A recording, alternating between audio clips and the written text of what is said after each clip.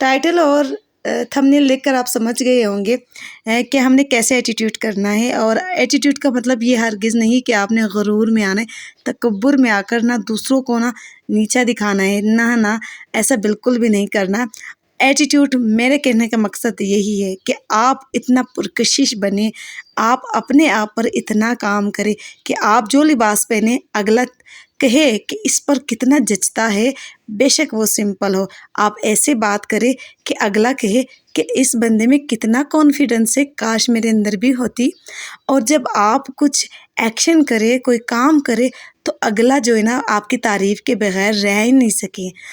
अक्सर लोग जो होते हैं ना वो आपके गिर्द ऐसे लोग भी होते हैं जो आपकी तारीफ़ ना भी करे, लेकिन वो दिल ही दिल में ज़रूर आपकी तरह बनना चाहते हैं, आपकी तरह बोलना चाहते हैं, आपकी तरह लिबास ओढ़ना चाहते हैं, लेकिन वो हसद का शिकार हो जाते हैं। तो हमने सबसे पहले अपने आप पर काम करना है, अपने आप पर अंदर से एतमाद पैदा करनी है।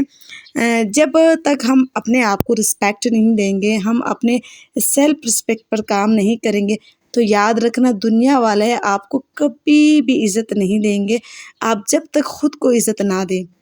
और दूसरी बात ये है कि हर बात अपने हर राज किसी पर ज़ाहिर मत करना, ताकि लोग जो है ना आपके तजस्सुस में लगे रहें, आपके करीब आने की कोशिश करते रहें। जब हम सारी बातें अपने हर राज, अपना हर पसंद नापसंद लोगों को बता देते हैं ना, तो फिर आप में वो बात रहती ही नहीं है कि लोग आपका ना तजस्सुस करें, लोग आपके करीब आने की कोशिश करें। तो खुली किताब हरगिज़ ना बने, अपने अंदर थोड़ा एटीट्यूड रखें। आप बेशक लोगों से मिले जुले, लेकिन थोड़ा फासला रखें। जितना कोई भी रिश्ता जितना चाहता है आप उसके उतने ही करीब जाए, हद से ज़्यादा किसी के साथ इतना घुल मिल ना जाए कि आपकी इज़्ज़त भी फिर कम होने लगे।